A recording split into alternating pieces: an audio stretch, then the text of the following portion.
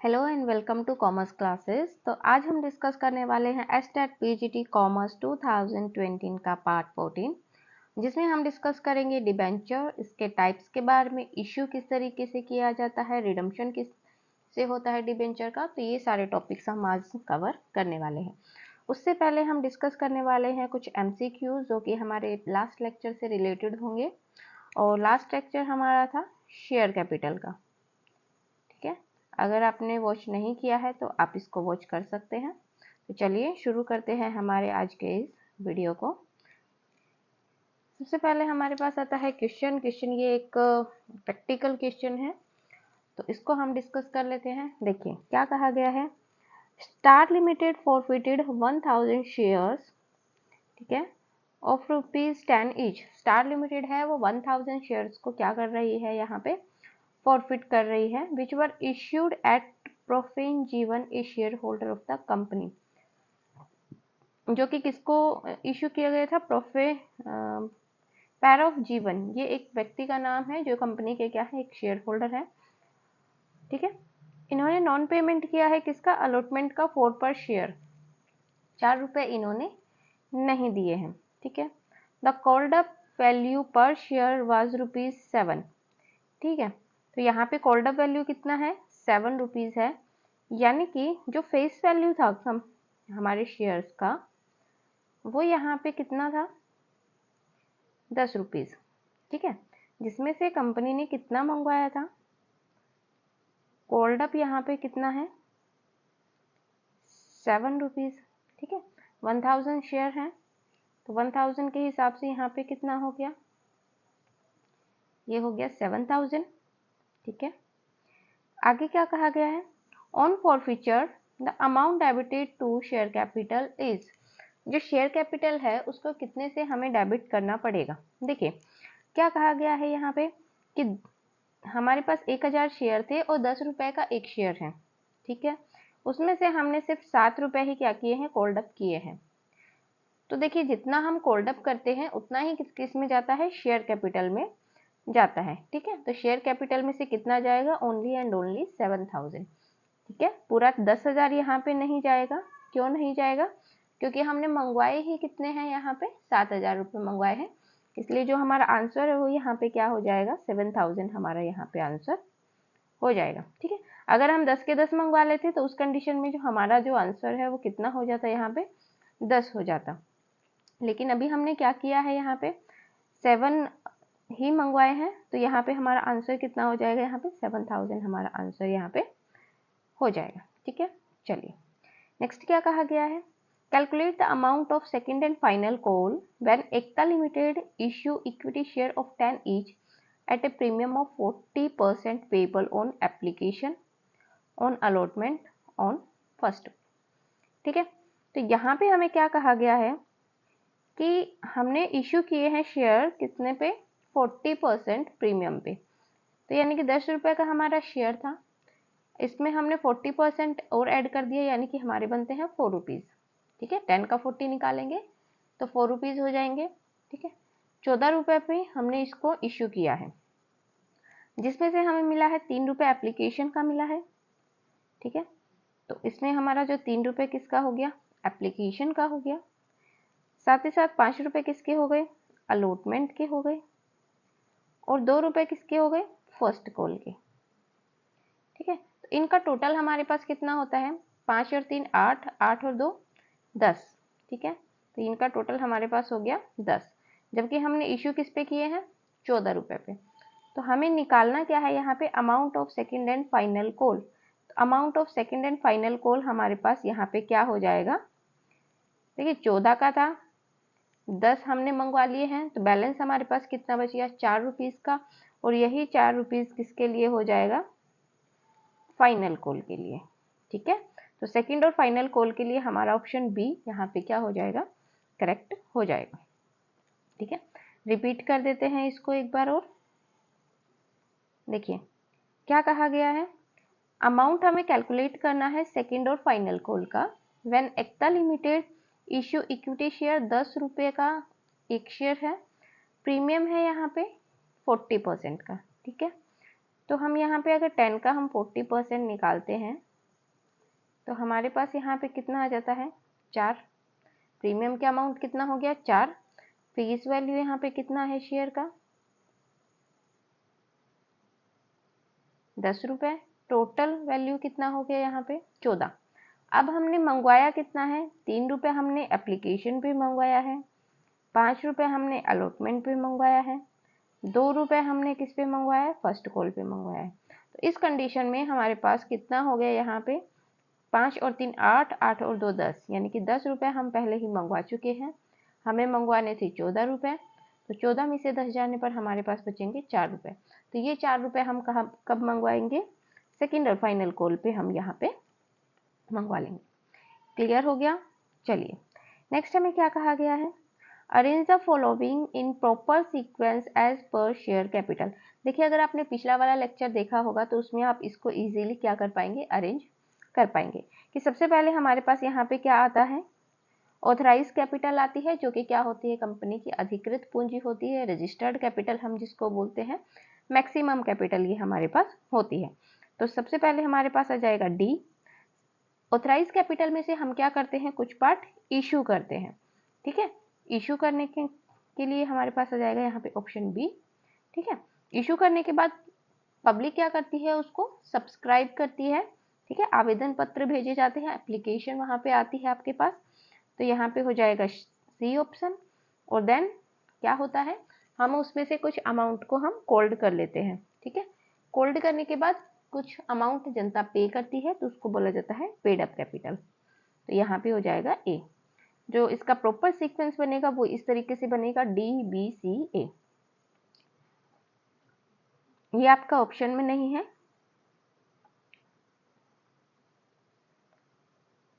तो ये हम यहाँ पे ऑप्शन नंबर 2 यहाँ पे होना चाहिए था, ये ऑप्शन कुछ यहाँ पे गड़बड़ दिए हुए हैं, ठीक है। चलिए नेक्स्ट हमारे पास क्या आता है यहाँ पे, संकल्प लिमिटेड है, ऑफर करती है यहाँ पे 2 lakh equity shares of ₹10 each. 10 रुपए का एक यहाँ पे क्या है शेयर है, ये इसने ऑफर किया है, इसके लिए इसने एप्लीकेशन मांगे हैं, ठीक है।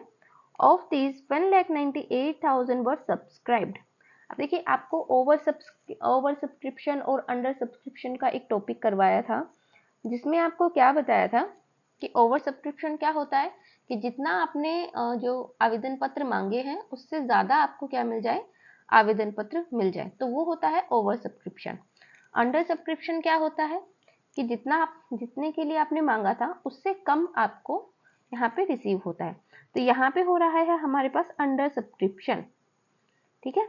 हमने 2 लाख शेयर इश्यू किए, हमें सब्सक्रिप्शन कितने के लिए मिले हैं 1,98,000 के लिए हमें सब्सक्रिप्शन मिले हैं। आगे क्या कहा गया है, the amount was payable as ₹3 on application. 3 रुपए हमने एप्लीकेशन पे मंगवाए हैं, 4 हमने अलॉटमेंट पे मंगवाए हैं, और बैलेंस हमने कहाँ मंगवाया है फर्स्ट कॉल पे।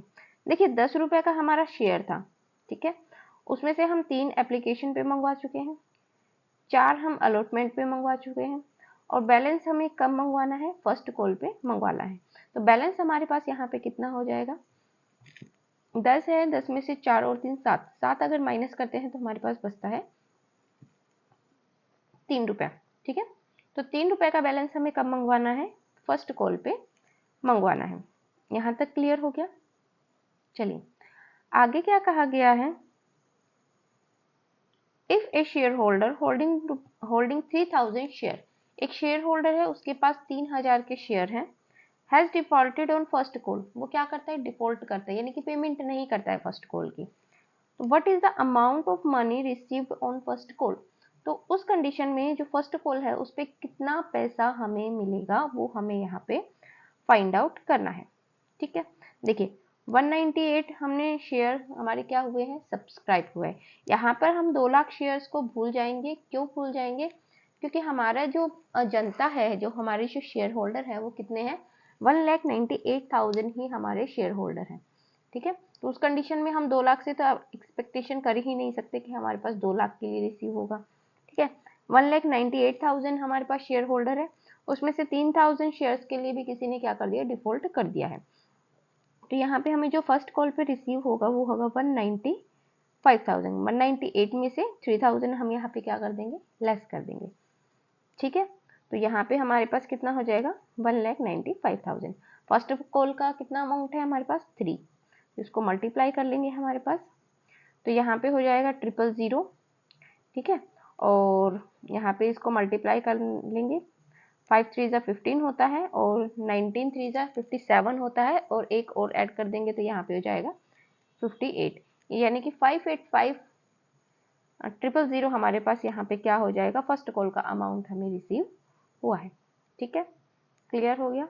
चलिए नेक्स्ट क्या कहा गया है, वंस फॉरफिटेड शेयर री इशूड, कि एक बार हमने क्या कर दिया है, जो हमारे शेयर थे हमने फॉरफिट किए थे उसको हमने री इशू किया है। बैलेंस जो है शेयर फॉरफिटेड मनी का वो कहाँ ट्रांसफर होगा, तो देखिए हमने ये पिछले लेक्चर में पूरा क्लियर कर लिया था कि कहाँ ट्रांसफर होता है, ये कैपिटल रिजर्व में। ठीक है, कैपिटल नेचर का होता है, इसलिए हम इसको कहाँ ट्रांसफर करते हैं, कैपिटल रिजर्व में हम इसको ट्रांसफर कर देते हैं। नेक्स्ट हमारे पास क्या दे रखा है यहाँ पे, एज पर सेक्शन 52 किसके लिए था, सिक्योरिटी प्रीमियम को किस तरीके से रीयूटिलाइज करना है, किस तरीके से उसका उपयोग करना है, उसके लिए था आपका सेक्शन 52। ठीक है, तो security premium reserve can not be utilised for, यहाँ पे क्या पूछा गया है, हमसे पूछा गया है कैन नॉट, कि किसके लिए आप इसको यूटिलाइज नहीं करते हो। ठीक है, राइटिंग ऑफ करते हो कैपिटल लॉस, ये आपको बताना है। Issue off fully paid share, ये तो हम करते थे। राइटिंग ऑफ करते थे हम डिस्काउंट, कमीशन, जो भी हम एक्सपेंसेस करते थे सिक्योरिटीज को इश्यू करने में, उसके लिए हम करते थे। प्रीलिमिनरी एक्सपेंसेस को भी हम क्या करते थे, राइट ऑफ करते थे। तो यहाँ पे हम क्या नहीं करते थे, वो था हमारा राइटिंग ऑफ कैपिटल लॉस, यानी कि किसी भी तरीके के कैपिटल लॉस को हम राइट ऑफ करने के लिए सिक्योरिटीज प्रीमियम का यूज यहाँ पे नहीं करते थे। ठीक है, चलिए तो यहाँ पे ये हमारा जो एमसीक्यूज था जो हमारे शेयर कैपिटल से रिलेटेड, वो हमने यहाँ पे कर लिए हैं। कुछ एमसीक्यूज हमने लास्ट वीडियो में कर लिए थे साथ के साथ, कुछ हमने अभी कर लिए हैं। ठीक है, तो चलिए नेक्स्ट हमारे पास आता है डिबेंचर के बारे में, कि डिबेंचर होता क्या है। तो क्या होते हैं डिबेंचर्स, डिबेंचर्स को हम बोलते हैं यहाँ पे ऋण पत्र, हम यहाँ पे बोलते हैं। ठीक है, लोन की तरह होते हैं ये कंपनी के लिए, और ये कंपनी को कैसा लोन देते हैं, मतलब लोवेस्ट इंटरेस्ट रेट पर, इनकी जो रेट होती है वो कैसी होती है, लोवेस्ट होती है, यानी कि कम रेट पर ये क्या करते हैं, कंपनी को ऋण प्रदान करने का काम करते हैं, लोन प्रदान करने का काम ये करते हैं। ठीक है, इसको पूरा अच्छे से हम क्लियर कर लेते हैं। देखिए डिबेंचर वर्ड कहाँ से आया, लैटिन वर्ड है, डिबेयर से लिया गया है। इसका मतलब क्या होता है, बोरो करना या फिर कुछ उधार लेना। ठीक है, टेक ए लोन, उधार लेना। It is a debt, debt कैसा होता है, मतलब एक ऋण होता है। Instrument that may or may not be secured to any collateral. अभी कोलेट्रल क्या होता है, देखिए एक तो आप मान लीजिए आपका गुडविल काफ़ी अच्छा है। ठीक है, आपकी जो साख है, कंपनी की साख है, या फिर आप एक नॉर्मल पर्सन है, आपका गुडविल बहुत अच्छा है, तो आप किसी के पास भी जाकर अगर पैसा मांगते हो तो आपको पैसा मिल जाता है। ठीक है, एक कंडीशन वो होता है। दूसरा कंडीशन क्या होता है कि आपकी गुडविल इतना अच्छा नहीं है, तो उस कंडीशन में आप जिस भी बंदे से आप लोन लेने जाओगे वो आपको क्या कहेगा कि हम किस बेस पे आपको लोन दें। ठीक है, तो आप ये कहोगे कि ये हमारी कुछ ज्वेलरी है। ठीक है, आपकी कुछ क्या है, ज्वेलरी है, या फिर आपके पास कुछ जमीन है, लैंड है आपके पास, या फिर आपके पास कुछ ऐसा सामान है, फर्नीचर वगैरह हो गया। ठीक है, तो उस कंडीशन में आप क्या कहोगे कि आप हमारी ये ज्वेलरी या फिर लैंड या फिर हमारा ये फर्नीचर वगैरह रख लीजिए और हमें क्या कर दीजिए, लोन प्रोवाइड कर दीजिए। तो कंपनी के लिए उसको हम क्या बोलते हैं, कोलेट्रल यहाँ पे बोला जाता है, कि कंपनी की जो फिक्स असेट्स है उसको क्या कर देना, गिरवी रख देना। ठीक है, तो कुछ कंडीशन में क्या होता है, गिरवी रखी जाती है, और कुछ कंडीशन में गिरवी नहीं रखी जाती। अगर कंपनी की जो साख है वो अच्छी है, गुडविल अच्छी है, तो उस कंडीशन में किसी भी तरीका कोलेट्रल की यहाँ पे ज़रूरत नहीं पड़ती है। ठीक है, तो गवर्नमेंट भी यूज़ करती है और कंपनीज भी यूज़ करती है raising capital by borrowing money from the public, यानी कि पब्लिक से अगर आपको क्या करना है, यहाँ पे लोन लेना है, तो उसके लिए आप डिबेंचर वाले मेथड को भी यूज़ कर सकते हो। ठीक है, और इसके लिए क्या होता है, एक जैसे हम शेयर होल्डर को एक सर्टिफिकेट प्रोवाइड करवाते थे, ऐसे ही इनको भी एक लीगल सर्टिफिकेट यहाँ पे प्रोवाइड करवाया जाता है कि जितना उन्होंने हमें लोन दिया है उसके रिगार्डिंग उसमें मेंशन होता है कितना लोन दिया है, कितने के डिबेंचर आपने इश्यू किए हैं। एक परसेंटेज यहाँ पे लगा होता है, जब भी डिबेंचर आप देखोगे उसके सामने एक परसेंटेज लगा होगा, फिक्स परसेंटेज 10% हो गया, 12% हो गया, इस तरीके से एक 15% हो गया, इस तरीके से क्या लगा होता है, एक परसेंटेज यहाँ पे लगा होता है। वो परसेंटेज किस चीज को डिनोट करता है कि इस रेट से आपको इंटरेस्ट यहाँ पे मिलेगा। ठीक है, साथ ही साथ क्या होता है यहाँ पे शेड्यूल ऑफ पेमेंट की, किस तरीके से आपकी पेमेंट की जाएगी वो भी यहाँ पे क्या होता है, मेंशन होता है। ठीक है, और इन्वेस्टर यानी कि जो आपको लोन दे रहा है उसको क्या मिलेगा, यहाँ पे प्रिंसिपल अमाउंट भी मिलेगी, साथ ही साथ इंटरेस्ट भी मिलेगा at the end of maturity. जैसे ही आपके डिबेंचर मैच्योर होंगे वैसे ही आपको क्या मिलेगा, यहाँ पे इंटरेस्ट मिल जाएगा। ठीक है, कुछ हमारे पास कैसे होते हैं, अनसिक्योर्ड होते हैं। अनसिक्योर्ड होने का क्या मतलब है कि अगर मान लीजिए कंपनी आपके पैसे नहीं दे पाती है या कंपनी डूब जाती है, तो उस कंडीशन में आप कंपनी पर क्लेम नहीं कर सकते हो कि हमें हमारा पैसा दो ही दो। कुछ होते हैं सिक्योर्ड जो कि क्या कर सकते हैं, क्लेम कर सकते हैं।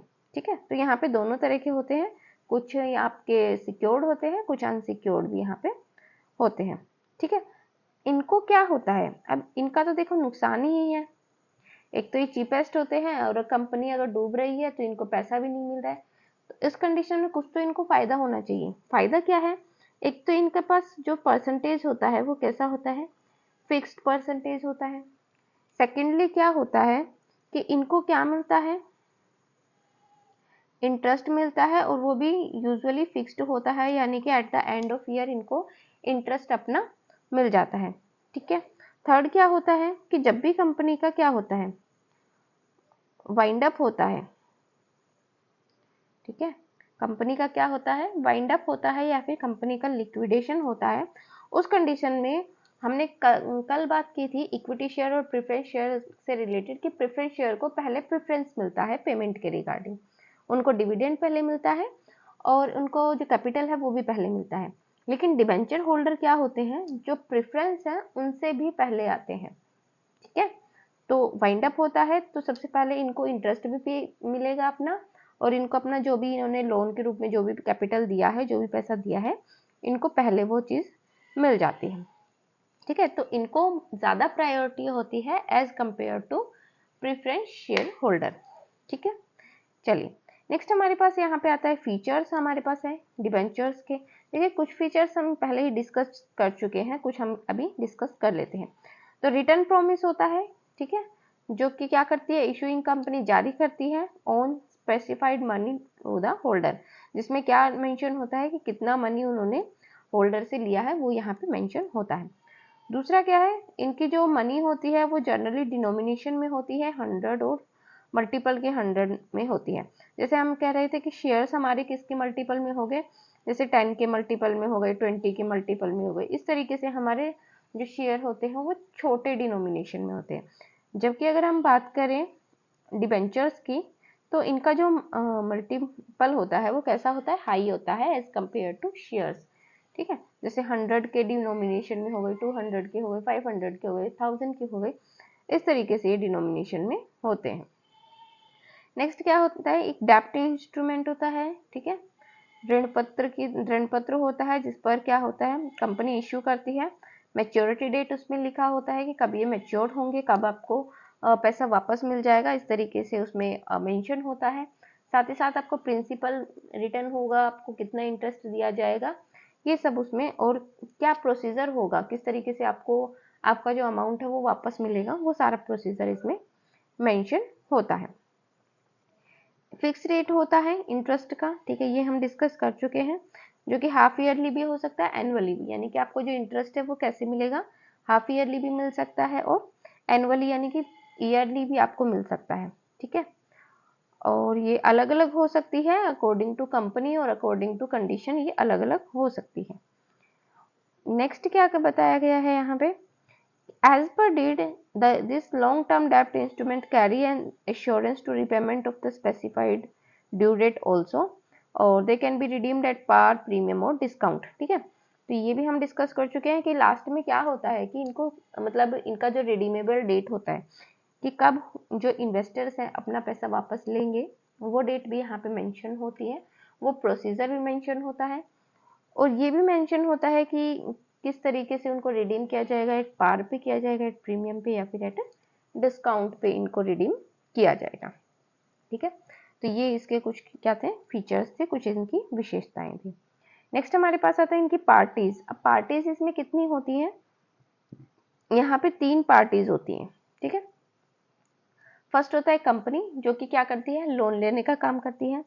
सेकंड होता है डिबेंचर होल्डर जो कि क्या करते हैं, लोन देने का काम करते हैं। और तीसरा होता है इसमें ट्रस्टी। ठीक है, ट्रस्टी क्या होता है, एक बीच का बंदा होता है, यानी कि कंपनी और डिबेंचर होल्डर के बीच का एक बंदा होता है जो कि क्या करता है, डिबेंचर होल्डर से पैसा लेकर के कंपनी को प्रोवाइड करवाने का काम करता है। ठीक है, दोनों के बीच की क्या होता है, कड़ी होता है। इन दोनों के बीच ये एक एग्रीमेंट बनवाता है जिसको बोला जाता है ट्रस्ट डीड के नाम से जाना जाता है। ठीक है, जिसमें क्या होते हैं, क्या क्या ऑब्लिगेशंस होंगी, क्या क्या राइट्स होंगे इन्वेस्टर्स के और डिबेंचर होल्डर के, वो सारे इसमें मेंशन होते हैं। ठीक है, नेक्स्ट क्या बताया गया है, holder are creditor of the company. Creditor होते हैं, लेनदार होते हैं, and they have no voting rights. कोई वोटिंग राइट्स नहीं होता, कोई इनको किसी भी तरीके से जनरल मीटिंग में पार्टिसिपेट करने का कोई हक नहीं होता है। ठीक है, और ना ही ये अपना कोई ओपिनियन है वो एक्सप्रेस कर सकते हैं कंपनी के रिगार्डिंग। ठीक है, साथ ही साथ क्या है, it need to list on and trade at least one stock exchange, कि डिबेंचर होल्डर्स बनने के लिए या फिर डिबेंचर इश्यू करने के लिए कंपनी को क्या करना पड़ेगा, एक स्टॉक एक्सचेंज में अपना जो दर्ज है वो वहां पे होना चाहिए कि हम यहाँ पे क्या करेंगे, अपना डिबेंचर इश्यू करेंगे। ठीक है, तो ये कंडीशंस हो गई पब्लिक कंपनी के केस में, इस तरीके की कंडीशन होती है। नेक्स्ट हमारे पास आता है टाइप्स ऑफ डिबेंचर के। डिबेंचर हमारे कितने टाइप्स के होते हैं, कितने प्रकार के होते हैं, अलग अलग टाइप के होते हैं, नो डाउट बहुत सारे टाइप होते हैं, तो डिस्कस कर लेते हैं हम। सबसे पहले होता है सिक्योर्ड और अनसिक्योर्ड, ये हम पहले भी डिस्कस कर चुके हैं। सिक्योर्ड क्या होते हैं, जो कि क्या करते हैं, कुछ मतलब संपत्ति को, कंपनी की कुछ संपत्ति को क्या रख लेते हैं, बंधक के रूप में यहाँ पे रख लेते हैं। ठीक है, और ये डिबेंचर क्या होते हैं, अगर मान लीजिए इनको पैसा नहीं मिलता है, जिस भी टाइम पीरियड पे बताया गया है, कंपनी जिस टाइम पीरियड पे बताती है, या फिर लिक्विडेशन के टाइम पे इनको पैसा नहीं मिलता है, तो ये क्या करते हैं, उस एसेट्स को सेल करके अपना सारा पैसा वापस ले लेते हैं। ठीक है, तो ये होते हैं सिक्योर्ड डिबेंचर, कि अगर इनको पैसा नहीं मिलेगा तो क्या करेंगे, कंपनी की उस पर्टिकुलर एसेट्स को जिस पर उन्होंने लोन दिया है उसको बेच करके अपना पैसा ले लेंगे। दूसरे होते हैं अनसिक्योर्ड, ये मतलब इस तरीके के होते हैं कि इन्होंने कुछ चीज बंधक पे नहीं रखे होते, तो इनके अगर कंपनी लिक्विडेट होती है, कंपनी का दिवालिया निकलता है, तो इनके जो पैसे डूबने के यहाँ पे क्या होते हैं, चांसेस होते हैं। ठीक है, चलिए नेक्स्ट हमारे पास आता है टेन्योर बेस्ड। टेन्योर यानी कि एक टाइम पीरियड के बेस पर होते हैं ये। ठीक है, तो रिडीमेबल में क्या बताया गया है कि इनका एक टाइम जो है वो मेंशन होता है इनकी सर्टिफिकेट पे, कि किस डेट को इनको रिडीम कर दिया जाएगा। ठीक है, इस डेट को या इस डेट से पहले इनको क्या कर दिया जाएगा, रिडीम कर दिया जाएगा। इरिडीमेबल क्या होते हैं, कोई मेंशन नहीं होता, कुछ डेट मेंशन नहीं होती है कि इनको कब पैसा वापस मिलेगा। ठीक है, कब अगर कंपनी लिक्विडेट होती है तो इनको पैसा मिलेगा भी या नहीं मिलेगा, तो ऐसा कुछ इनमें मेंशन नहीं होता है। कन्वर्टेबिलिटी डिबेंचर क्या होते हैं, इनको क्या कर सकते हैं, हम कन्वर्ट कर सकते हैं। ठीक है, अब हम कहेंगे कि कन्वर्ट कैसे करेंगे, जैसे मान लीजिए कोई डिबेंचर है वो 8% इंटरेस्ट पे है, तो एक तो वो 9% इंटरेस्ट पे या फिर 10% इंटरेस्ट पे इस तरीके से कन्वर्ट हो सकता है। दूसरा कैसे हो सकता है, मान लीजिए कोई डिबेंचर है तो वो कैसे हो सकता है, उसको हमने प्रेफरेंस शेयर में क्या कर दिया, कन्वर्ट कर दिया, तो ये भी क्या हो गया, कन्वर्टेबल हो गया। तीसरा कैसे हो गया, इक्विटी शेयर में हमने उसको क्या कर दिया, कन्वर्ट कर दिया।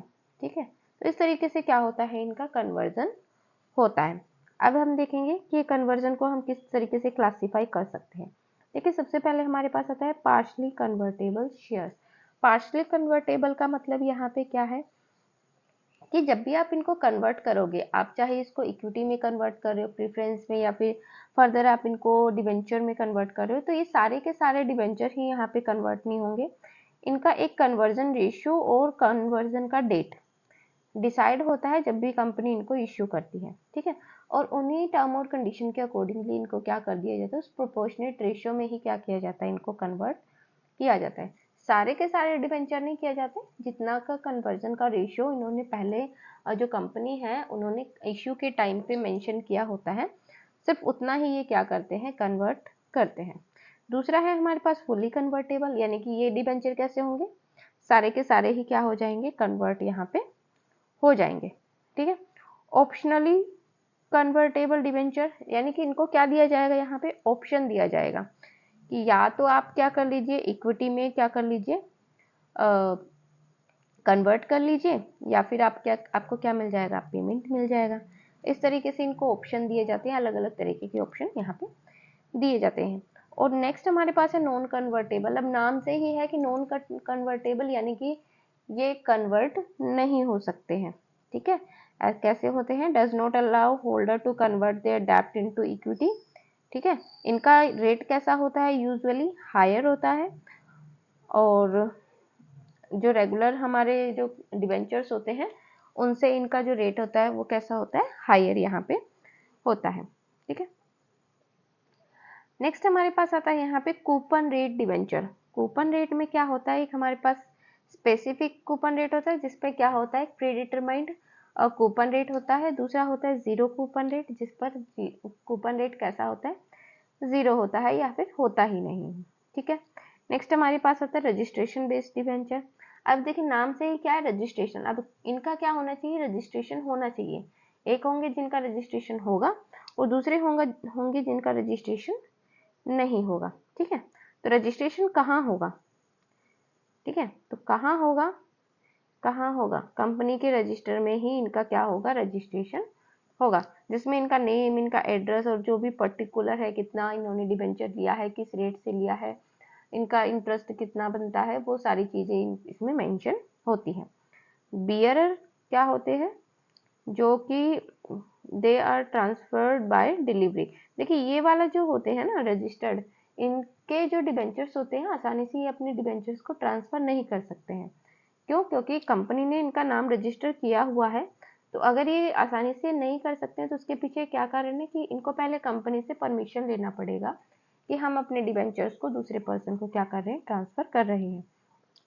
बियरर का कोई रिकॉर्ड नहीं होता है कंपनी के पास, तो वो क्या कर सकते हैं, जिसके पास डिबेंचर होगा वो ही उसका मालिक है, वो वाली कंडीशन यहाँ पे होती है, ठीक है।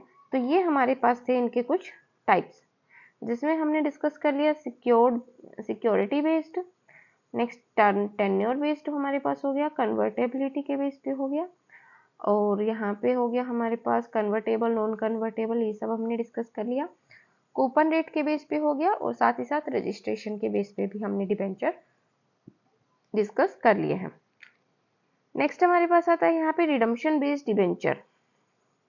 अब ये क्या होते हैं, रिडम्पशन देखो नाम से ही है कि इनको क्या मिलेगा, पैसा मिलेगा, परिशोधन इनका हो जाएगा, ठीक है। तो ये बेसिकली हमारे पास 4 तरह की डिबेंचर हैं, जिसमें कॉलेबल है, पोर्टेबल है, सबऑर्डिनेट है और पार्टिसिपेटिंग है। ये इतना इंपॉर्टेंट नहीं है, पर फिर भी आप इसको एक बार पढ़ लीजिए। देखिए कॉलेबल क्या होते हैं, the issuing company has the right to redeem the debenture before the redemption date. तो कॉलेबल क्या होते हैं कि इनको कंपनी क्या कर सकती है, जो भी इनका रिडम्पशन डेट है उससे पहले इनको क्या कर सकती है, रिडीम करने का हक रखती है, ठीक है। और ये कैसे किए जाते हैं, प्रीमियम पे। देखिए अगर आप किसी को टाइम से पहले पैसा दे रहे हो तो उसको कुछ प्रीमियम आपको यहाँ पे देना पड़ेगा, ठीक है। मान लीजिए जैसे अब अगर हम लोन के बारे में ही कहें कि मान लीजिए आपने किसी से 5 साल के लिए लोन लिया था, ठीक है, आप उसको 6 महीने में ही अगर आप क्या कर रहे हो, उसको लोन वापस दे रहे हो, तो ये कहेगा भाई मैंने तो तुम्हें इतने साल के लिए दिया था, तो कुछ तो एक्स्ट्रा मुझे मिलना चाहिए ना। तो इस कंडीशन में कंपनी क्या करती है, इनको प्रीमियम पर ही क्या कर देती है, रिडीम कर देती है, ठीक है।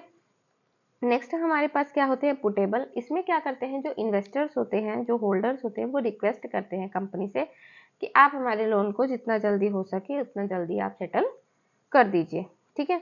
तीसरा होते हैं सबऑर्डिनेट। तो सबऑर्डिनेट में क्या होता है कि इनको यहाँ पे क्या होती है, प्रायोरिटी दी जाती है कि जब भी कंपनी का लिक्विडेशन होगा सबसे पहले आपकी बारी। ठीक है, तो ये होते हैं सबऑर्डिनेट। पार्टिसिपेटिंग क्या होते हैं, अब ये पार्टिसिपेट किस में करेंगे, देखिए क्या होता है, बहुत पॉपुलर होते हैं ये, वेंचर कैपिटलिस्ट होते हैं। Interest payment are in phase, इनकी फेज में इंटरेस्ट होती है, जैसे फेज में, फर्स्ट फेज में, सेकंड फेज में, थर्ड फेज में, इस तरीके से। ठीक है, जैसे फर्स्ट फेज होता है तो उसमें, जैसे फर्स्ट फेज हो गया, उसमें क्या होगा, जो इंटरेस्ट होगा वो थोड़ा सा कम रहेगा। ठीक है, फिर आएगा सेकंड फेज, उसमें थोड़ा सा अप करेगा, फिर आएगा थर्ड फेज, उसमें इंटरेस्ट और ज़्यादा अप करेगा। ठीक है, तो इस तरीके से इनका फेज में क्या होता है, पेमेंट होता है इंटरेस्ट का, और इंटरेस्ट का पेमेंट हर फेज के अकॉर्डिंगली इनका बढ़ता जाता है। क्लियर हो गया, चलिए इसको एक बार दोबारा देख लेते हैं। देखिए कॉलेबल कैसे होते हैं, कॉलेबल हमारे वो वाले डिबेंचर्स होते हैं जिनको कंपनी क्या करती है, अपना जो डेट होती है उससे पहले ही क्या कर देती है, रिडीम यहाँ पे कर देती है। पुटेबल कौन होंगे, पुटेबल वो होंगे जो कंपनी से रिक्वेस्ट करेंगे कि आप हमें रिडीम कर दीजिए। सबऑर्डिनेट कैसे होते हैं, जिनको प्रायोरिटी दी जाती है in the payment of interest और इन पेमेंट ऑफ लिक्विडेशन। ठीक है, at the time of liquidation.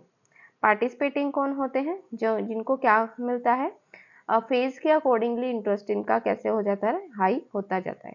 ठीक है, तो ये हमारे कैसे थे, रिडम्पशन बेस्ड हमारे डिबेंचर्स थे।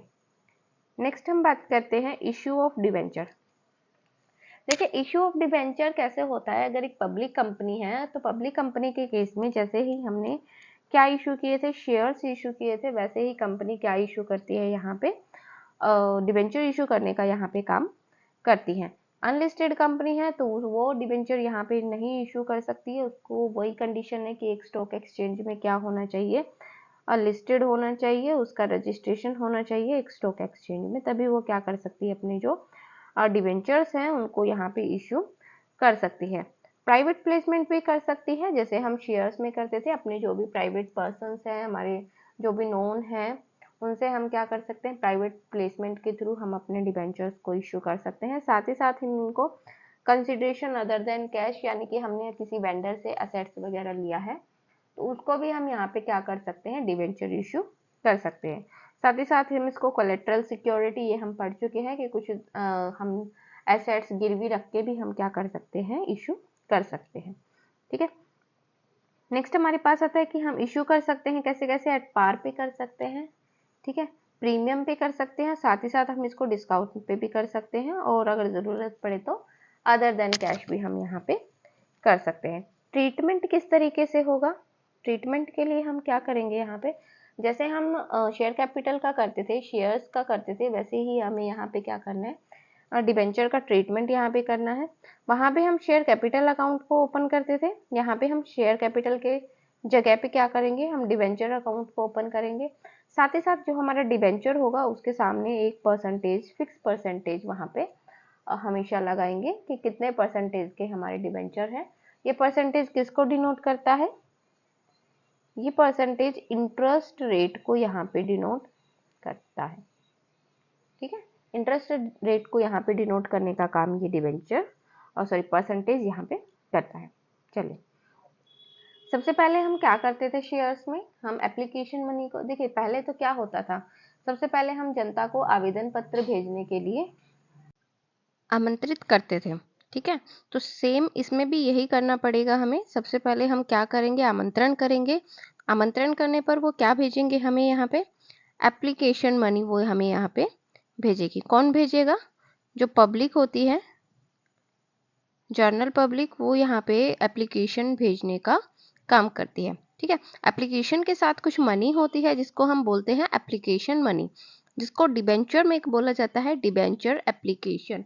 ठीक है, तो डिबेंचर एप्लीकेशन के लिए हम सबसे पहले मनी रिसीव करेंगे। मनी किसके थ्रू रिसीव होगी, वही बैंक के थ्रू। तो एंट्री यहाँ पे क्या हो जाएगी हमारी, bank account debit to debenture application account.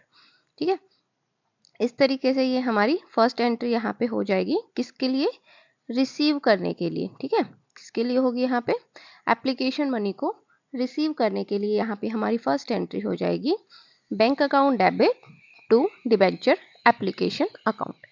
ठीक है, नेक्स्ट हम क्या करेंगे, फिर जो हमारी एप्लीकेशन मनी हमें यहाँ पे रिसीव हुई है डिबेंचर एप्लीकेशन के लिए, उसको हम ट्रांसफ़र करने का काम करेंगे। ट्रांसफ़र हम कहाँ करेंगे, डिबेंचर अकाउंट में। देखिए यहाँ पे एक जो साथ में लगा हुआ है एक परसेंटेज, ये परसेंटेज क्या डिनोट करेगा, आपकी जो इंटरेस्ट रेट है उसको डिनोट करने का यहाँ पे काम करता है। जैसे इसमें 10% भी हो सकता है, 12% भी हो सकता है, ठीक है, 15% भी हो सकता है। इस तरीके से ये परसेंटेज होता है। तो हम क्या करेंगे, अब हम हमारी जो एप्लीकेशन मनी है उसको हम यहाँ पे ट्रांसफ़र करने का काम करेंगे। किस में ट्रांसफ़र कर देंगे, डिबेंचर अकाउंट में, ठीक है। नेक्स्ट हम क्या करेंगे, फिर अलॉटमेंट को ड्यू करेंगे, ठीक है। ड्यू करने के लिए वही हमारी एंट्री होगी, debenture allotment account debit to debentures account. फिर हम क्या करेंगे, डिबेंचर्स के जो अलॉटमेंट मनी है उसको रिसीव करने का काम करेंगे, और रिसीव करने के लिए again bank account debit to debentures allotment account हो जाएगा यहाँ पे।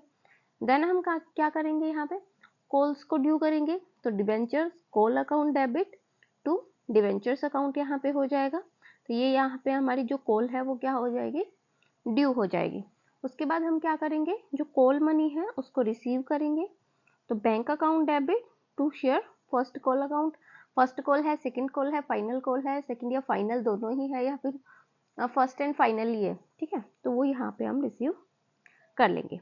ये सारी एंट्री हमारी किसके लिए थी, इश्यू करने के लिए। तो इसमें ज़्यादा डिफिकल्टी नहीं आई होगी अगर आपने शेयर कैपिटल वाला चैप्टर अच्छे से किया है तो, क्योंकि ये सारी की सारी हम शेयर कैपिटल में पढ़ चुके हैं। सिर्फ हमें यहाँ पे जो अकाउंट का नेम है वही हमें यहाँ पे चेंज करना था, उसके अलावा सारी की सारी एंट्री एज इट इज थी।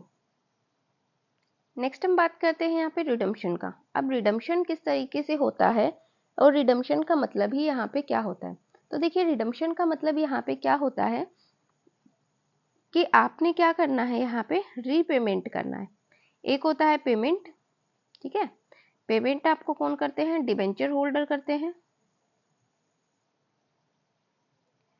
और जब आप डिबेंचर होल्डर को दोबारा से उनका अमाउंट वापस दे देते हैं तो उसको बोला जाता है यहाँ पे रीपेमेंट, ठीक है। यानी कि आप अपने लोन्स को यहाँ पे क्या कर रहे हो, अपने लॉन्ग टर्म्स लोन्स को आप यहाँ पे क्या कर रहे हो, कम करने का काम यहाँ पे कर रहे हो, ठीक है। और कम करोगे तो ऑब्वियस सी बात है आपकी लाइबिलिटी यहाँ पे क्या हो जाएगी, कम हो जाएगी, ठीक है। लाइबिलिटी कम होना भी क्या है, एक जो बेनिफिशियल सिचुएशन है उसको यहाँ पे एक्सप्रेस करता है, ठीक है। तो चलिए देखिए, redemption of debenture refers to the repayment of these debenture by the company to the debenture holder. क्या करते हैं हम इसमें, जो कंपनी होती है वो डिबेंचर होल्डर को उनके अमाउंट वापस दे देती है। So the company will discharge it's liability. Company क्या करती है, अपनी लाइबिलिटी को यहाँ पे डिस्चार्ज करती है, कम करने का काम करती है, and remove it from balance sheet.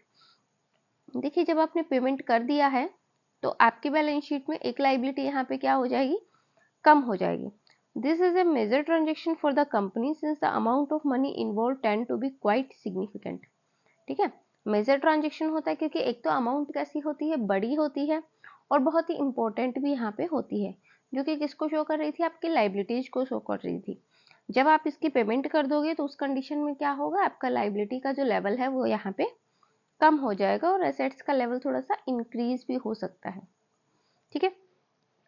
There are a few ways in which the redemption of share can take place, ठीक है। मतलब कुछ ही तरीके से जिससे हम क्या करते थे, रिडम्पशन ऑफ शेयर करते थे, लेकिन डिबेंचर के जो मेथड होते हैं वो अलग अलग होते हैं, ठीक है। अब देखिए रिडम्पशन ऑफ शेयर्स हम करते थे, रिडम्पशन में हम क्या करते थे, हम एट द एंड ऑफ, जब भी हमारा जो एंड होता था, किसका लिक्विडेशन होता था, कंपनी का एंड होता था, तो उस कंडीशन में हम क्या करते थे, रिडम्पशन यहाँ पे करते थे। प्रेफरेंस शेयर का, इक्विटी का तो तब भी नहीं किया जाता था। इक्विटी का तो अगर पैसा बच रहा है तो ही हम क्या करेंगे, उनको कुछ रीपेमेंट करने का काम करते हैं, अदरवाइज सिर्फ उनको डिविडेंड में ही डाला जाता है, ठीक है। डिबेंचर्स कुछ है कैसे होते हैं, कुछ सिक्योर्ड होते हैं, कुछ अनसिक्योर्ड होते हैं, कुछ रिडीमेबल होते हैं, कुछ टाइम से पहले हो जाते हैं, कुछ कैसे थे कि जब आपका जो डिबेंचर होल्डर है वो रिक्वेस्ट करता है तो उस कंडीशन में भी क्या हो जाते हैं, वो रिडीम हो जाते हैं, ठीक है। अलग अलग मेथड होंगे यहाँ पे रिडीम करने के लिए। सबसे पहले हमारे पास मेथड आता है लमसम मेथड। लमसम नाम से ही क्या है कि एक बार ही पेमेंट करो और किस्सा खत्म करो, ठीक है। तो ये क्या होता है, वन टाइम पेमेंट होता है। इसमें सारी की सारी अमाउंट एक साथ ही पे कर दी जाती है डिबेंचर होल्डर को, और अमाउंट और डेट यहाँ पे पेमेंट के अकॉर्डिंग टू किसकी होती है, टर्म ऑफ इश्यू, कि जो भी आपने इश्यू के टाइम पे टर्म और कंडीशन रखी थी उसी के अकॉर्डिंगली आप क्या करते हो, यहाँ पे डिबेंचर्स को रिडीम करने का काम करते हो, ठीक है। अगर जैसे मान लीजिए आपने शुरू में ही क्या बता दिया कि आपके डिबेंचर कब रिडीम होंगे, तो डिबेंचर होल्डर को भी पता है कि कब रिडीम होंगे, और जो कंपनी है उसको भी पता है कि कब रिडीम करने हैं हमें।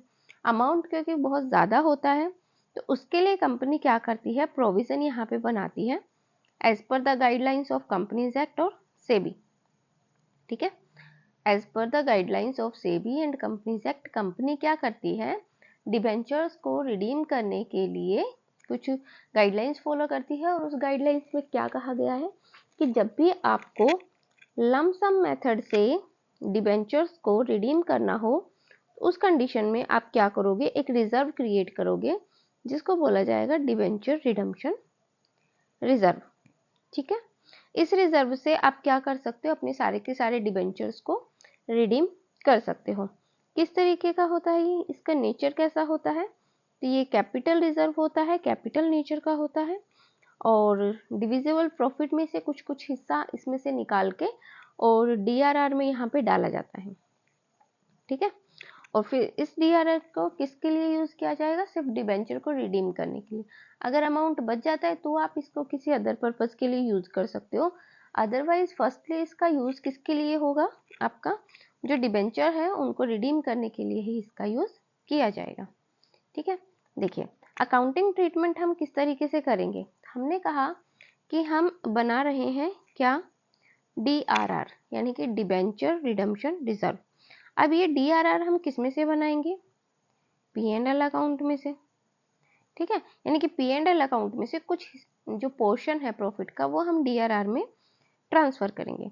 तो डीआरआर में ट्रांसफर करने के लिए हमारे पास यहाँ पे क्या एंट्री हो जाएगी, तो यहाँ पे हमारी जो फर्स्ट एंट्री है वो क्या होगी, यहाँ पे profit and loss appropriation account to debenture redemption reserve. Reserve कह सकते हो आप इसको, फंड कह सकते हो, इसमें कुछ अमाउंट हम यहाँ पे क्या कर रहे हैं, ट्रांसफर करने का काम कर रहे हैं, ठीक है। अब इस रिजर्व को, इस फंड को आप क्या करोगे, आप अपनी कंपनी में तो रखोगे नहीं भाई। अगर आप कुछ पैसा अगर अपनी कंपनी में ही रख रहे हो तो उस पर क्या आपको इंटरेस्ट मिलेगा, बिल्कुल नहीं मिलेगा। तो आप क्या करते हो, इस पर कुछ ना कुछ इंटरेस्ट अर्न करने के पर्पज से आपने क्या किया, इसको इन्वेस्ट कर दिया, ठीक है। इस अमाउंट को आपने क्या कर दिया, इन्वेस्ट कर दिया, किसमें, बैंक में कर दिया, या फिर आप ये मान लीजिए आपको सीधा इंटरेस्ट चाहिए तो आपने इसको बैंक में आपने इसको ट्रांसफर कर दिया, ठीक है। दो एंट्री हमारे पास हो गई। पहली हमें क्या करना है, कुछ प्रॉफिट का हिस्सा डीआरआर में ट्रांसफर करना है, उसके बाद डीआरआर को आपको बैंक में इन्वेस्ट कर देना है या फिर बैंक में जमा करवा देना है। सेकेंड ईयर में क्या होगा कि जो बैंक है वो आपको क्या देगा, कुछ इंटरेस्ट देगा, ठीक है। आपके बैंक अकाउंट में कुछ इंटरेस्ट यहाँ पे आएगा, तो बैंक अकाउंट यहाँ पे डेबिट हो जाएगा, और interest on DRF investment account, यानी कि जो आपने डीआरएफ अपने डिबेंचर रिडम्पशन फंड या रिजर्व आपने क्रिएट किया था बैंक में, वहाँ से आपको क्या मिल रहा है, कुछ इंटरेस्ट यहाँ पे मिल रहा है। इस इंटरेस्ट को आप ट्रांसफर कर दोगे अगेन किसमें, डिबेंचर रिडम्पशन फंड में, ठीक है। कहाँ ट्रांसफर कर दिया आपने इसको, डिबेंचर रिडम्पशन फंड में। यानी कि आपका जो डिबेंचर रिडम्पशन फंड था, एक अमाउंट तो आप पी एंड एल की डाल ही रहे हो, साथ ही साथ उसमें एक जो अमाउंट है किसका, इंटरेस्ट का, वो भी यहाँ पे क्या हो जाएगा, ऐड हो जाएगा। नेक्स्ट वही प्रॉफिट एंड लॉस से डीआरएफ में कुछ अमाउंट डालोगे, और फिर आप क्या कर दो, डीआरएफ को आप अगेन इन्वेस्टमेंट यहाँ पे कर दोगे। तो ये एंट्री आपकी हो गई फर्स्ट ईयर के लिए। ये आपकी जो भी आने वाले अगले साल हैं, ठीक है, जब तक आपका डीआरआर का मैच्योरिटी पीरियड नहीं आ जाता है, आपको पेमेंट का मैच्योरिटी पीरियड नहीं आता है, तब तक आपकी जो एंट्रीज है वो इसी तरीके से यहाँ पे होने वाली है। क्लियर। नेक्स्ट हमारे पास जब फाइनल ईयर होगा उसमें क्या एंट्री होंगी उसका देख लेते हैं। देखिए अब हम क्या करेंगे, हमारे इन्वेस्टमेंट को यहाँ पे सेल आउट कर देंगे, यानी कि सोल्ड कर देंगे, ठीक है। सेल करेंगे तो हमारे पास पैसा आएगा, तो एंट्री क्या हो जाएगी, bank account debit to debenture redemption fund investment account. यहाँ पे आपने क्या किया, उसको सेल कर दिया, ठीक है, सेल कर दिया। उसके बाद कुछ पैसा आपने P&L से अगर ट्रांसफर करना है तो आप कर सकते हो, P&L to debenture redemption reserve, ठीक है। अब ये वाला पैसा प्लस ये वाला पैसा, ठीक है, इन दोनों पैसों को मिला करके आप क्या करोगे, आप इनको सेल कर दोगे या फिर रिडीम करोगे, ठीक है। और रिडीम करने पर जो भी आपका बैलेंस बचता है, यानी कि जो भी आपका पैसा आता है वो कैसा पैसा होगा, कैपिटल नेचर का होगा। क्यों? क्योंकि हमने शुरू में ही क्या कहा था कि DRR का जो नेचर होगा वो कैसा होगा, कैपिटल रिजर्व होगा, ठीक है। इसका आप यूज किसके लिए करोगे, सिर्फ कैपिटलाइजेशन के लिए ही करोगे। कैपिटलाइजेशन में एक डिबेंचर का पेमेंट भी आता है, ठीक है। कैपिटलाइजेशन में क्या आता है, डिबेंचर्स का पेमेंट भी यहाँ पे आता है, ठीक है। तो आप इस अमाउंट को क्या करोगे, अगर इसमें प्रॉफिट हो रहा है, मान लीजिए प्रॉफिट किस कंडीशन में होगा, प्रॉफिट का कंडीशन भी आपको पता होना चाहिए। जैसे मान लीजिए आपका कितने का बन रहा था, ये 5 लाख का बन रहा था, आपने इसको 5,20,000 में सेल किया है, तो यहाँ पे 20,000 का आपके पास क्या हो गया, प्रॉफिट हो गया, ठीक है। तो प्रॉफिट को आप क्या करोगे, या तो आप कैपिटल रिजर्व में ट्रांसफर कर दोगे या फिर आप जनरल रिजर्व में इसको ट्रांसफर कर दोगे, ठीक है। इस तरीके से आप यहाँ पे क्या करोगे, जो डिबेंचर रिडम्पशन रिजर्व है उसको सेल करके अपने जो डिबेंचर्स हैं उनको पेमेंट करने का काम यहाँ पे करते हो। नेक्स्ट हमारे पास आता है यहाँ पे इंस्टॉलमेंट मेथड, ठीक है। अच्छा, पेमेंट करने के लिए आप एंट्री क्या करेंगे उसको भी आप ध्यान में रखिएगा।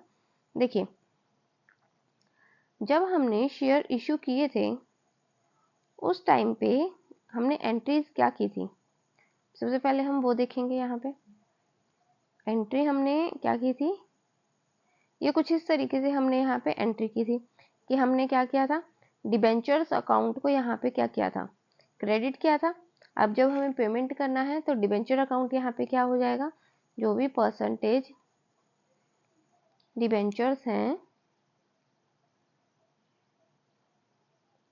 अकाउंट यहाँ पे डेबिट हो जाएंगे, और जितना भी इनका अमाउंट होगा टू हम क्या कर देंगे, इनको पेमेंट कर देंगे टू बैंक अकाउंट, ठीक है। इस तरीके से हम क्या कर देंगे, इनको पेमेंट कर देंगे। नेक्स्ट हमारे पास आता है यहाँ पे इंस्टॉलमेंट मेथड। इसमें क्या कहा गया है, देखिए लमसम में तो आपने एक साथ ही पेमेंट करनी थी। इंस्टॉलमेंट मेथड में आप क्या करोगे कि थोड़ा थोड़ा अमाउंट करके आप उनको पेमेंट करोगे, ठीक है। तो अगेन वही करेंगे, हम यहाँ पे एक DRR बनाएंगे, प्रॉफिट एंड लॉस से DRR बनाएंगे। तो यहाँ पे डिबेंचर रिडम्पशन फंड हमने यहाँ पे बना लिया, ठीक है। नेक्स्ट आपने क्या किया, यहाँ पे ये देखिए ड्यू करने की आप यहाँ एंट्री कर सकते हो। तो डिबेंचर्स अकाउंट डेबिट हो गया टू डिबेंचर होल्डर्स अकाउंट, कि कितने रुपए से हमें, कितना रुपए हमें इनको देना है, तो उस अमाउंट से आपने ये क्या यहाँ क्या कर दिया, यहाँ पे इनको ड्यू कर दिया। देन आपने इसको पेमेंट करना है, तो debenture holders account debit to bank account, ठीक है।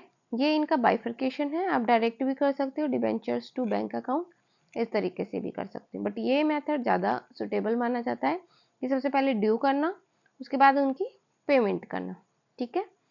नेक्स्ट हमारे पास आता है कन्वर्जन, ठीक है। ये कन्वर्जन आएगा यहाँ पे, इसको आप नोट कर लोगे। ये क्या बताया गया है, एक हमने कन्वर्जन वाला भी टॉपिक पढ़ा था, जिसमें हम क्या करते थे, हमारे जो डिबेंचर्स हैं उनको इक्विटी शेयर्स में, प्रेफरेंस शेयर में, इस तरीके से हम उनको कन्वर्ट कर रहे थे, ठीक है। तो यहाँ पे हम कन्वर्जन देख लेते हैं किस किस तरीके से हम कर सकते हैं। तो सबसे पहले कन्वर्जन में हमें क्या बताया गया कि 8% का डिबेंचर्स था, हमने उसको 9% के डिबेंचर में क्या कर दिया, कन्वर्ट कर दिया। एंट्री क्या हो जाएगी, 8% debentures account debit to 9% debenture account credit, ठीक है। सेकंड क्या है, हमने इक्विटी शेयर में क्या कर दिया, इनको ट्रांसफर कर दिया है, तो 8% debenture to equity share capital. अगर हम इसको सिक्योर प्रीमियम पे या फिर किसी तरीके से कर रहे हैं तो उसके लिए भी हो जाएगी। तो देखिए यहाँ पे क्या है, इक्विटी शेयर्स को हमने प्रीमियम पे क्या कर दिया है, कन्वर्ट कर दिया है, तो 8% डिबेंचर हो गया, इक्विटी शेयर कैपिटल हो गया, साथ में सिक्योरिटी प्रीमियम। अगर हमसे कहा जाता है कि प्रेफरेंस में भी करना है तो debentures account debit to preference share holders account debit credit, ठीक है। तो इस तरीके से भी हम क्या कर सकते थे, अपनी एंट्रीज कर सकते थे। यहाँ तक क्लियर हो गया। चलिए आगे हमारा आता है परचेजिंग मेथड। अब ये मेथड क्या कहता है, इस मेथड में हम क्या करेंगे, जो अपने ही क्या होते हैं हमारे डिबेंचर्स, अपने ही डिबेंचर्स को आप ओपन मार्केट से क्या कर लोगे, परचेज कर लोगे। ठीक है, तो परचेज मेथड हमें क्या कहता है कि अपने ही डिबेंचर्स को क्या करना, मार्केट से परचेज करना, और परचेज करने के बाद उनको आप क्या कर दोगे, यहाँ पे कैंसिल कर दोगे। अब कैंसिल करने का पर्पस यहाँ पे क्या है कि जैसे ही आप कैंसिल करोगे वैसे ही आपकी लायबिलिटी तो खत्म होगी ही होगी, साथ में क्या होगा, आपके जो डिबेंचर्स की वैल्यू थी वो भी आपके पास एज इट इज आ जाएगी। ठीक है, अब देखिए जैसे शेयर कैपिटल होती है, तो शेयर्स अगर आप ओपन मार्केट से खरीदते हो तो आपके पास मान लीजिए पहले 5000 शेयर थे। ठीक है, 5000 आपने इश्यू कर रखे थे, आपने 500 शेयर वापस से खरीद लिए हैं, तो उस कंडीशन में आपके इश्यूड कितने माने जाएंगे, यहाँ पे 4500 ही माने जाएंगे। ये 500 आपके किस में ऐड हो जाएगा, आपका जो ऑथराइज कैपिटल है, या फिर हम ये कहें कि जो आपका जो अनइश्यूड कैपिटल है उसमें ये ऐड हो जाएगा। ठीक है, तो इस तरीके से डिवेंचर्स का होता है। तो क्या कहा गया है यहाँ पे, in this method the company will buy it's debenture from open market. ठीक है, ओपन मार्केट से परचेज कर लेती है और उनको कैंसिल कर देती है, इसको ही बोला जाता है परचेज फ्रॉम ओपन मार्केट। ठीक है, और the way the company can defer the redemption till it is suitable to them, और इनका रिडम्पशन कैसे करती है, जब तक उनको सुटेबल लगता है तो वो क्या कर सकती है, इनको सेटल कर सकती है। Also if they buy the debenture for a discount they can make additional benefit and profit as well. अगर वो क्या करते हैं, देखिए कंपनी क्या करती है कि डिस्काउंट पे परचेज करती है। डिस्काउंट का मतलब क्या है, जैसे मान लीजिए कंपनी ने 1000 रुपये में कोई डिबेंचर बेचा था और अगर कंपनी को वो 800 रुपये में मिल रहा है तो कंपनी क्यों ना परचेज करे, क्यों, क्योंकि अगर वो रिडीम करती है तो यहाँ पे उसको 200 रुपये एक्स्ट्रा देने पड़ेंगे, लेकिन अगर वो ओपन मार्केट से परचेज कर रही है तो उस कंडीशन में 1000 वाला उसको 800 में ही मिल रहा है, तो 200 रुपये का यहाँ पे उसको क्या हो रहा है, प्रॉफिट हो रहा है। ठीक है, तो ये प्रॉफिट कैसा है, कंपनी के लिए एक अच्छी बात है, तो कंपनी इस चीज़ का क्या करती है, फायदा उठाती है। तो यहाँ पे हमें क्या बताया गया है, when company purchase for a premium, premium का मतलब क्या है यहाँ पे कि कंपनी ने कोई डिबेंचर है 1000 रुपये में इश्यू किया था, लेकिन अब वो उसको 1200 में खरीद रही है, 200 रुपये क्या कर रही है, वो एक्स्ट्रा पे कर रही है। ठीक है, एक्स्ट्रा पे कर रही है तो कंपनी के लिए क्या है, ये लॉस है, लॉस है ही, क्योंकि हम उनको क्या कर रहे हैं, एक तरीके से ओपन मार्केट में अगर हम उनको परचेज कर रहे हैं तो एक तरीके से हम उनको रिडीम ही कर रहे हैं, और रिडीम पे हम उनको क्या दे रहे हैं, यहाँ पे प्रीमियम देने का काम यहाँ पे कर रहे हैं। तो ये हमारे लिए कैसी सिचुएशन होगी, एक लॉस की सिचुएशन हमारे पास यहाँ पे हो जाएगी। एंट्री हम क्या करेंगे इसके लिए, डिवेंचर्स अकाउंट डेबिट।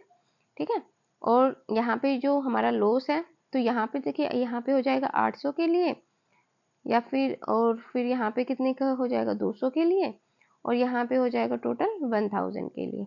इस तरीके से हमने उनको पेमेंट कर दिया, यानी कि 200 रुपये किसके खाते में गया, हमारे खाते में। ये लॉस कौन बियर करेगा, हम बियर कर रहे हैं। ठीक है, और उस लॉस को हम कहाँ से चार्ज करेंगे, यहाँ से प्रॉफिट एंड लॉस अकाउंट से, या फिर हम जिस प्रॉफिट एंड लॉस अप्रोप्रिएशन बोलते हैं, तो उस अकाउंट से हम क्या करेंगे, इस लॉस को चार्ज यहाँ पे कर लेंगे। ठीक है, अब दूसरा कंडीशन क्या है कि जब हमें प्रॉफिट हो, प्रॉफिट किस कंडीशन में होगा, जब आपका जो 1000 रुपये का शेयर था उसको आपने 800 रुपये में खरीद लिया है।